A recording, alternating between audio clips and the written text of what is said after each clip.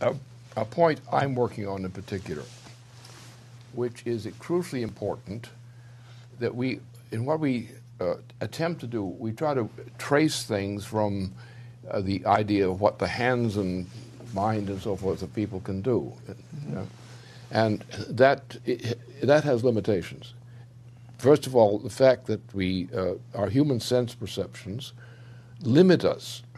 So that the extent that we depend upon human sense perceptions for defining how we make things happen, how they do happen, how they're shaped and so forth, is really does not answer the real questions. One of the best examples is what I'm going to present now, and it's going to be a simplified presentation because it has much more depth of implications than I shall do here at this time.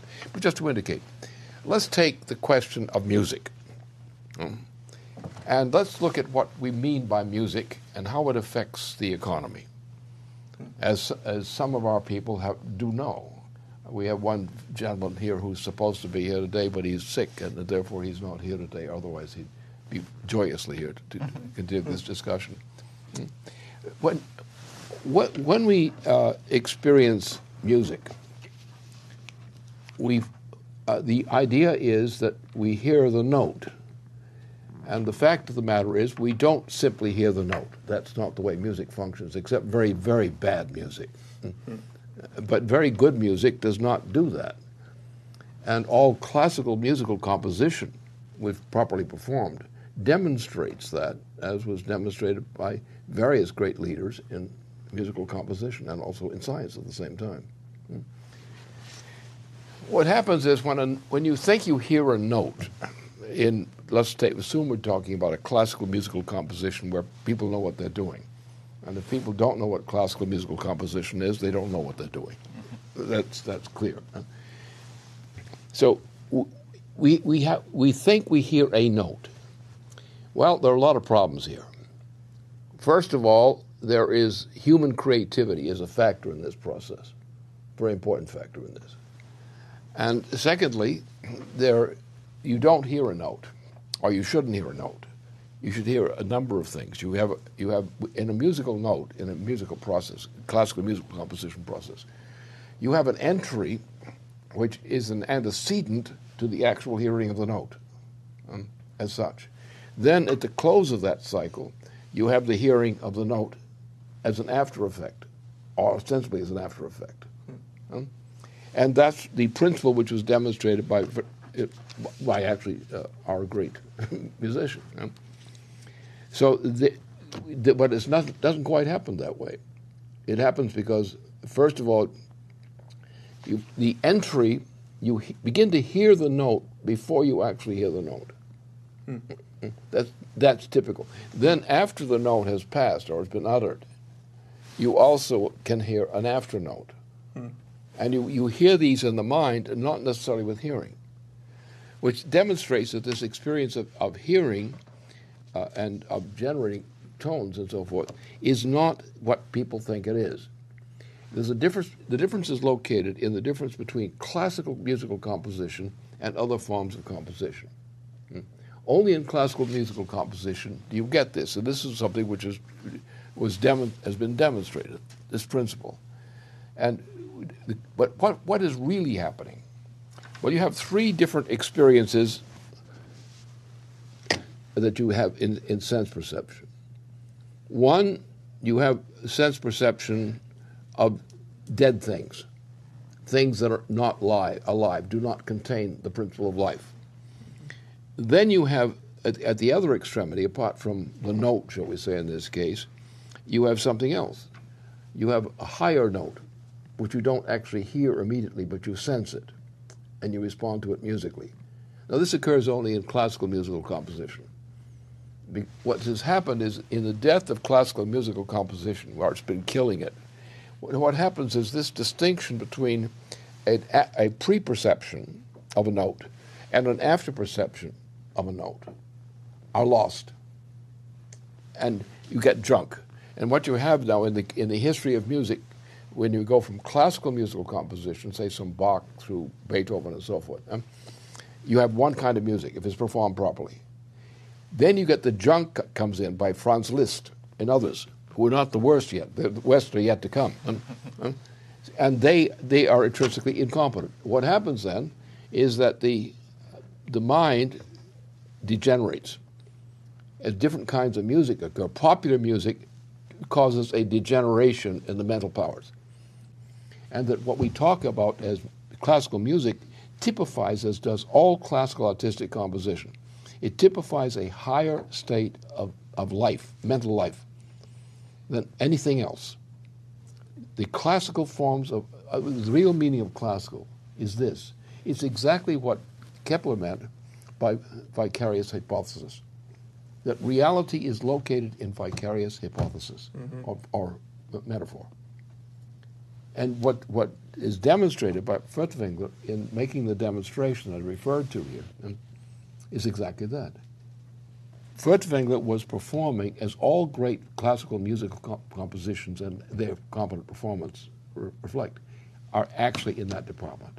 They're in the same category as what we call metaphor, or as what was called vicarious hypothesis, and the principle of gravitation as defined by him. And that's my point. That's the essential point of this thing, is we have to recognize we put the priority, we're trained to put the priority on certain kinds of experience. We put value on that, we impose value, say this is loud or this is good or what number. And then you listen to it as in music, and you find there's no irony. There's no irony, there's just a note. There's no music there. And you realize what's wrong. It's not that music is at fault, it's the human being that's at fault. The human being is not behaving humanly. The human being is not calling upon those powers which are specific to the human creative powers of the mind. Then your problem is, what's the enemy? The enemy is the fellow who says, you have to interpret this way. Mm-hmm. You speak this way. You don't use intonation. You don't use inference. Right. You don't use it, which is what Kepler does, exactly. Right. Mm-hmm. So you don't use it. What he did, his experiment, where he demonstrated this principle I'm just talking about here. Right. Yeah, Bertrand Russell said, that's all over. We're not going to do that anymore. Yeah, well, Bertrand Russell, of course, was evil. Yeah. No, but the point is, mankind must get free of these ideas of sense perception, on which they use deductive method. And you see how this process was willfully done. The destruction of classical artistic composition in all modes, what is called, was determined by the oligarchical principle to destroy those capabilities and practices by which mankind is able to make competent judgments. So we have people out there like, what's wrong with these little kids, 12 to 14, 16 years of age? What's wrong with them? They have been deprived of the faculty's ability to determine what's true and what's false. They're completely disoriented. Mm-hmm. They're acting like animals which have been crippled by some kind of poisonous substance. Mm-hmm. And you see what's happened. This is a control mechanism to play upon the way the human mind is organized in its behavior, and to go against it and to induce habits which will ensure a destruction, like most of the popular music.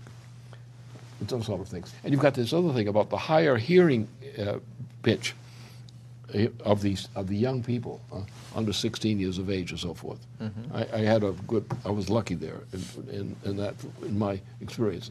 I went music for a while. I didn't lose my hearing that much until later. But this is what's happening. We are being controlled and manipulated by the destruction and suppression of those faculties which we actually have. Mm-hmm.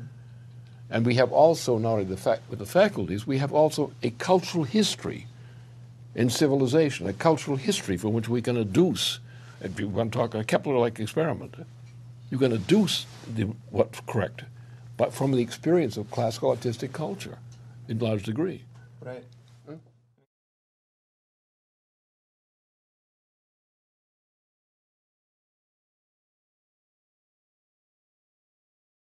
You see two things. You see a degeneration and loss of creative potential in young people. We have young people out there whose motivations drive them into madness because they are mentally dead. They have no cultural content whatsoever. They like popular. Popular is their favorite juice. Mm-hmm. And popular is stinks, is deadness. The function of mankind is always to rise to a higher level of intention and achievement, to go beyond the limitations of the commonplace. As classical musical composition, from Bach through Beethoven and so forth, does that. You get that even in the earlier in the process, in the time of Nicholas of Cusa.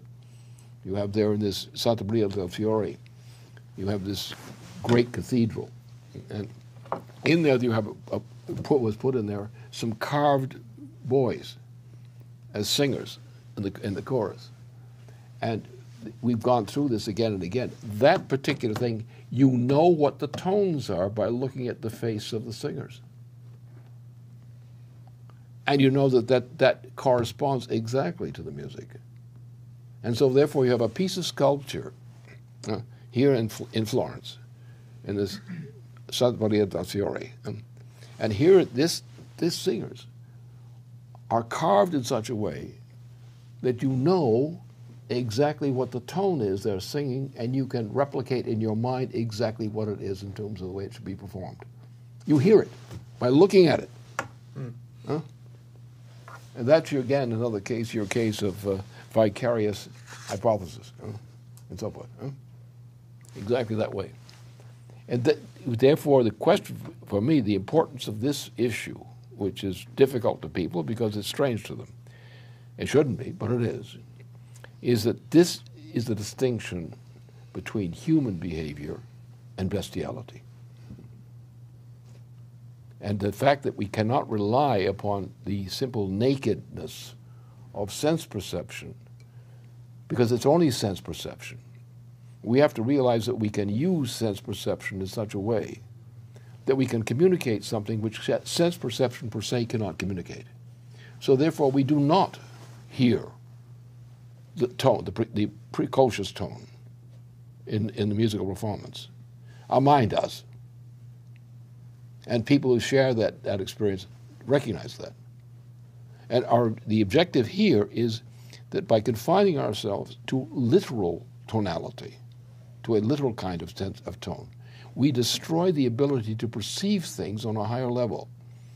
And in the case of classical musical composition and its performance, as opposed to the alternative fake performance or incompetent performance, you see exactly that there is a power in the human mind to communicate, to think, to communicate, and so forth, which is not accessible to simple sense perceptual functions. But only by certain manipulations can you adduce that experience. And that experience is the difference between bestiality and humanity. And so therefore it is not the hearing or it's not the sense perception as such that defines what great art is. Great art is done by the principles that we experience in classical music performance. And the degeneration of society, the degeneration of singers, of populations, is in the rise of so-called popular music, which corresponds to the increase of the degeneracy of the human mind, induced degeneracy. Therefore, the important thing for us should be, since here's a concept which we know, some of us know, very few people do. Most people would say they don't understand this. And fewer people do today than ever before, for a long time, since the time of the great classical composition, which is over 2 centuries ago now. And therefore, the lack of reliance upon a capability which is innate to mankind's mind, the suppression of that, which is what is taught and practiced, is actually a downgrading of the potentiality of human beings.